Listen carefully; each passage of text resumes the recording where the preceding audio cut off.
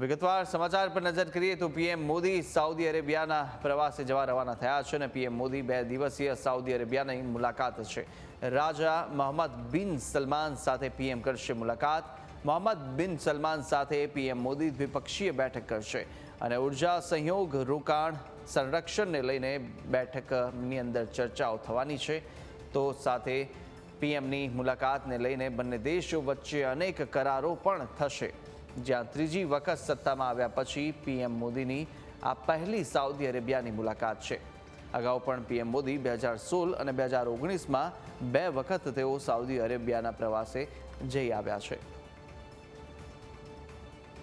તો પીએમ મોદી જ્યારે યુએઈના પ્રવાસે છે ત્યારે તેમણે આરબ ન્યૂઝને આપેલા એક ઇન્ટરવ્યૂના કેટલાક મહત્વના અંશો પર પણ નજર કરીએ તો સાથે જોઈશું કે કઈ રીતે આ અત્યારનો જે એમનો પ્રવાસ છે તે ખૂબ જ મહત્વનો બની રહેશે, કારણ કે આ જ્યારે ત્રીજી વખત તેઓ વડાપ્રધાન બન્યા અને તે વખતના ત્રીજી વખતની ટર્મના આ પ્રથમ તેમની સાઉદી અરેબિયાની મુલાકાત છે અને અગાઉ પણ 2016 અને 2019માં તેઓએ ત્યાં યુએઈની મુલાકાત લીધી હતી। સાઉદી અરેબિયાના પ્રિન્સને તેઓ મળ્યા હતા અને સાથે જ આજે પણ જ્યારે બંને વચ્ચે એક બેઠક થશે દ્વિપક્ષીય બેઠકની અંદર અનેક એવા મહત્ત્વના મુદ્દાઓ છે કે જેની ઉપર ચર્ચાઓ થવાની છે અને સાથે જ જે વેપાર ક્ષેત્રે પણ છે તે ભારત અને યુએઈના સંબંધો વધુ મજબૂત બને તે દિશામાં પણ પ્રયાસ કરવામાં આવશે। બંને દેશોના સંબંધો વચ્ચે પણ આ બેઠકમાં ચર્ચા થશે અને અનેક કરારો પણ પાસ થવાના છે।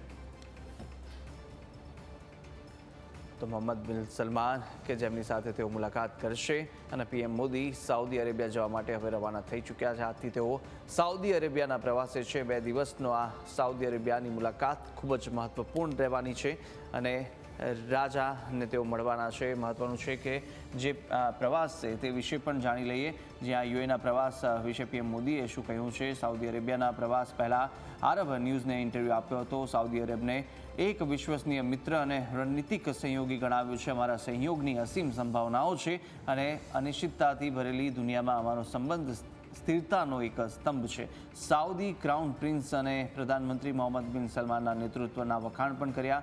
ત્યારે સાથે જ બંને દેશોના દ્વિપક્ષીય સંબંધોના મજબૂત સમર્થક અને દૂરદર્શી નેતા ગણાવ્યા છે। તો સાથે સાઉદી અરેબિયાના પ્રવાસ પહેલાં જ આરબ ન્યૂઝને આ ઇન્ટરવ્યૂ આપવામાં આવ્યો હતો। જ્યારે અમારી મુલાકાત થઈ છે ત્યારે મારા પર ઊંડો પ્રભાવ છોડ્યો હોવાનું પણ જણાવ્યું છે।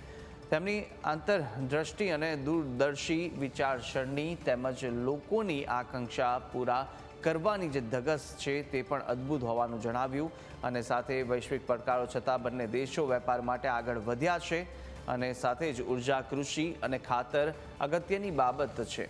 તો સાથે ભારતીય કંપનીઓએ સાઉદી અરબમાં અનેક ક્ષેત્રમાં મજબૂત સ્થિતિ બનાવી હોવાનો પણ ઉલ્લેખ કર્યો અને કહ્યું કે વર્લ્ડ એક્સપો 2030 અને વિશ્વ કપ 2034 યજમાન બનવા માટે સાઉદી અરબને અભિનંદન પણ આપ્યા છે।